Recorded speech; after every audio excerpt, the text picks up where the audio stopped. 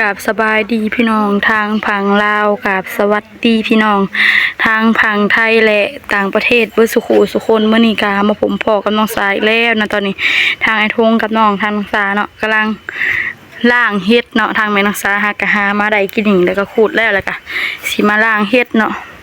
ทางพ่อเพิ่นก็ไปเซเนาะบ้านทางน้องสาวอุดมสมบูรณ์แห่งเนาะมีทั้งเฮ็ดทั้งปลาหลายๆอย่างเนาะโอ้ต้นหมากกระเซลที่ทั้งแม่เพิ่นปลูกเนาะพ่อปลาโธ่หมากใหญ่ๆเนาะพ่อหมากกระเซลหมากใหญ่แฮงเนาะพ่อปลูกต้นหนึ่งมีหมากเขียบนำเนาะปลาเท่าหมากเขียบเริ่มตีตาเลยเด้เนี่ยสิว่าหมากเขียบชุกแต่เบิ่งจับเบิ่งก็เด้อเป็นถ้าเบิ่งก่อนเบิ่งนึงจับเบิ่งก่อนจนยังบ่สุกซ้ำนะมันถ้าก็เริ่มตีตานะหมากกระเซลหล่นนี่หมากกระเซลหล่นนี่เนาะเขาได้หมากกระเซลหล่นจากต้นถูไอ้ทงเพิ่นฟ้าถูหล่นจากต้นนี่เนาะหมากกระเซลโอ้ไปเบิ่งไอ้ทงเลยเนาะฟ้าถูเฮ็ดปัวใส่ฟ้าดอกใหญ่แล้วใส่ดอกใหญ่จับลองดูนี่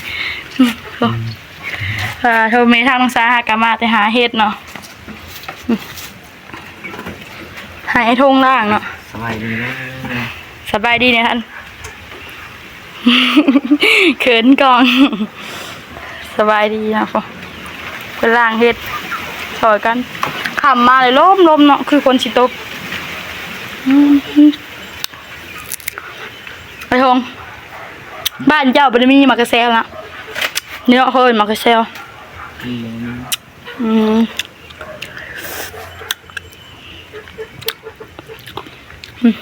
มีคนเห็นละโงกเหลือง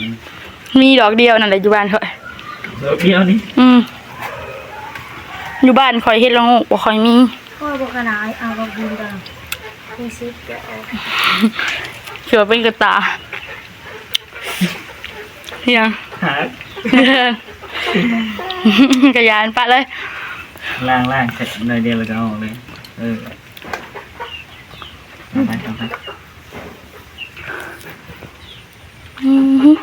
พากำลังเฮ็ดซอยกันเนาะพ่อชีดินลายฝนตกอุดมสมบูรณ์ให้น้อยทงเนาะมีทั้งปลาทั้งหยังเนาะ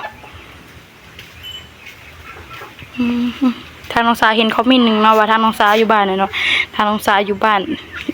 กระดานเมืองจำพรแฝงสวรรค์เขตเนาะ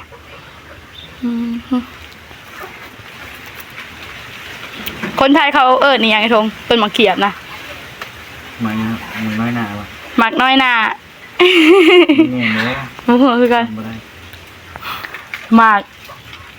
ากละน้อย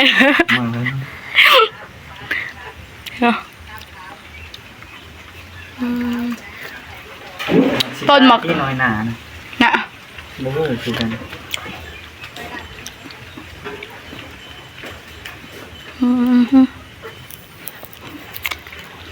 โอ้เด็ดแบบหมักละกออย่างนี้นะมะละกอเป็นหุ้มมาเขียดนั่นคือเนี้ยหมักน้อยหนาชิมมะหูด้วยกันแม่ทางน้องชาไปหากระมานะพ่อดอกจุ่มลายดอกอยู่ป่ะทางพอไปเซ่ป่ะรัวไปหาเห็ดเนาะกับบุหูคือกันเพิ่นไปแต่เช้าพุ่นละถ้าน้องชากับน้องผู้พาเนาะเพิ่นนอนอยู่ตอนนี้ก็เพิ่นทางก็นอนเนาะ5 โมง 6 โมงพุ่นแหละเพิ่นตื่นมันซอยกันล้างเห็ดได้เห็ดอีกแล้วเนาะ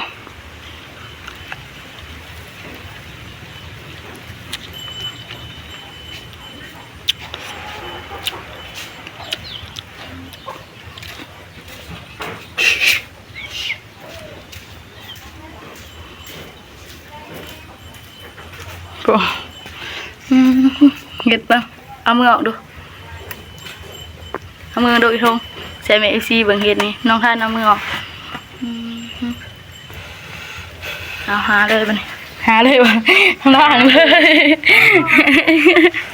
ล่างเลยบอกหาเห็ดหรอเนี่ยยืนตัวหนานี่ สอยกันล่างเนาะจึงได้เอาไว้ผู้อันนี้ก็สิเป็นต้นหมากกระเซลป้าเท่าหมากไงเนาะโอ้ไอ้ทงล่างนั่นเนาะขึ้นมาเทิงเล่าเนาะต้นหมากกระเซลเนาะหมากใหญ่ๆเลยป้าเท่าขากแห้งเนาะโอ้มันมีแต่ทางป้ายเนี่ยทางรุมบอกคอยมีหมากกระเซลมีหมากเขียบหมากกระเซลเนาะ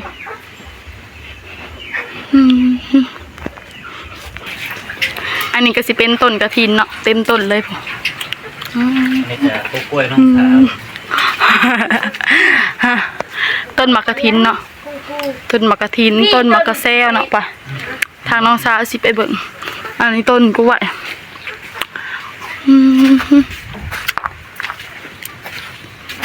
โอ้หอบเพื่อนเนาะเอาอันนี้ก็สิเป็นต้นมะเขียบ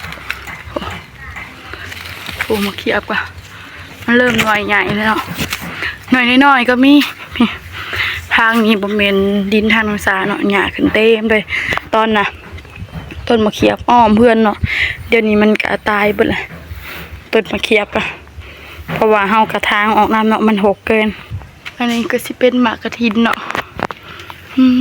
พากันเห็ดหอดใส่เด้ปลาพอผิดตัวเนาะไม่ทางน้องสาวไปหามิตรดอกใหญ่เนาะเมื่อเช้านี้มันอยากดอกน้อยนิดหน่อยโทโอ้แม่ไปหาพ่อไปหาแม่เพิ่นไปหาตอนเช้าพ่อเพิ่นไปหาตอนกลางคืนเนาะเห็นหายไอ้ทงกับน้องด่างสอยกันถึงเลือเอาไว้ไอ้ทงไหลไก่เนาะ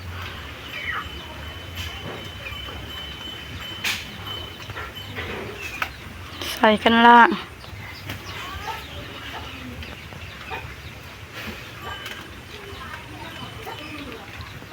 นี่ให้ดีไหม ฮะกระยามันบอกเป็นยังดอกหักกะ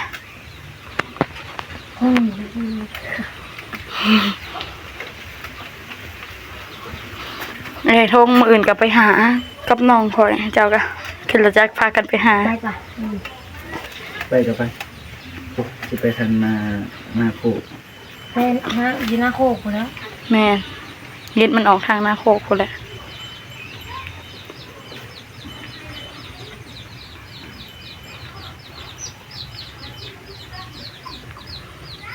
โอ้เพื่อสิแล้วเนาะได้ทงช่องทงคนแหละแม่ถ้าน้องสาวไปหาย่างไปเนาะหนทางมันเปื่อนก็เลยไม่ได้ขึ้นรถไปย่างไปเฮือนไปหอดหน้าเนาะตามเอามันก็สิเป็นต้นมักยุ่มเนาะพวกโดกแหงเนาะต้นมักยุ่มจะโดนอะไรต้นอันนี้พวกมาทางนี้เนาะเริ่มใกล้สีเบิร์ดแล้วนี่มาเด้อนำกินเห็ดปวกนำกันมี FC สอนเห็ดปวกบ่เนาะทางพุ่นขายโลเท่าใดเด้เนาะทางนี้ก็บ่ฮู้คือกันนะแม่ ไอโดก็ได้พุ่น ชีวิตคนหูเลย พากันก้มล่างเห็ดปวกอย่างเดียว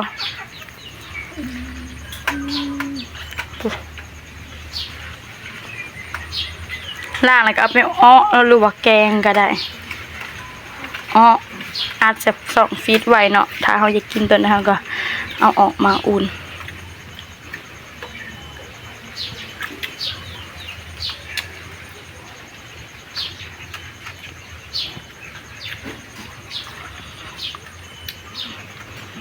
ตอนนี้ก็สิแล้วล้าง2 น้ำพอ นี่สิล่างเนี่ยมันติด ล้าง2 น้ำ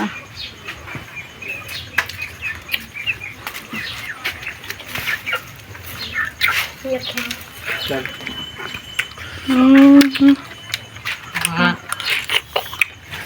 นี่เลยเนาะสวกกระแซวมาเด้อแซ่บ ชั่วกว่าเซลล์ ๆอ๋อ ส่งไปแล้ว คนก้อยแจ่วลงกระแซวเนาะดองกระแซวปุ๊ เป็นตาแซ่บแม่นำมาเด้อกินนำกัน เจ๊แต่ละคน กินแซ่บ เนาะนู่นเด้ ฮะไปทันนะกินได้เถิงน้องเคยเฮ็ดมากินล่ะ กินน้ำ จะเอามาเลยค่ะสวยที่สุด โอ้พากันหุ่มกินแจ่วนะบัดโอ้พากันกินสม ถึงไปเลย เอาลง ถึงก็ขี้ พากันล้างเฮ็ดน้ำสิท้องอ่ะเบิ่งโอ้สลาเอาเลยค่อยเฮ็ดค่อยโอ้สลาวเรียบร้อยเนาะล้าง2น้ำงามให้เนาะหมานเฮ็ดตลอดเรียบร้อยใส่ทงเฮียงขึ้นมาด้วยปลาโทษบันแล้วได้เทิงเพิ่น กินหมากกระเซียวเป็นยังไงแซ่บบ่ชมเพิ่นล้างแล้วเรียบร้อยเนาะ2น้ำเอาไปไว้เลยมันเอาไปให้อีเมลไว้เลยพากันกินหมากกระเซียวแซ่บแห้งเนาะหมากกระเซียวหมากกระทินก็มีหมากเทียบหมากยุ่มปลาโทหมากม่วงต้นม่วงปลาโทหลายอย่างนี่เนาะอยู่บ้านในทงนี่บ่มีซ้ำหมากกระเซียวนะ มีหมักม่วง หมากม่วง มะเขียบเอา หมากเขียวก็มีต้นเดียวนี่เนาะ หมักมี่เอา หมากมีข่อยก็มีบ่เห็น ใช้หมักมี่ บ่มีไอ้โยนี่นะข่อยบ่มีหมากมีแต่หมากเขียวหมากยุ่มหมากยุ่มหวานจับนี่บ่ล่ะ มี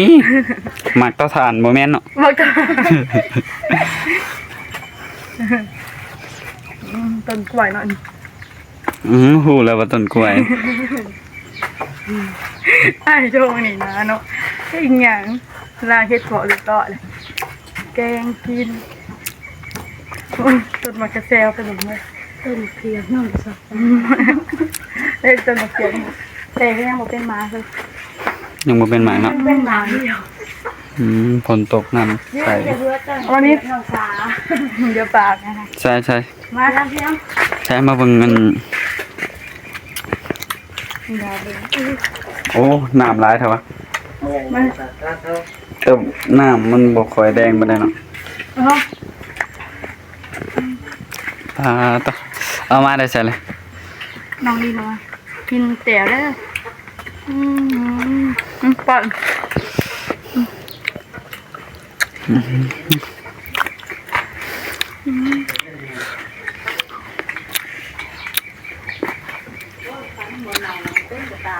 ถ้ากันที่เจียวอ่ะ สม เราเอาเห็ดปวก เฮ้ยพอเอาให้ปอกมาไปทางปอกคนทางกรรมาจะหาเห็ดเนาะอันนั้นแม่เพิ่นหาเนาะ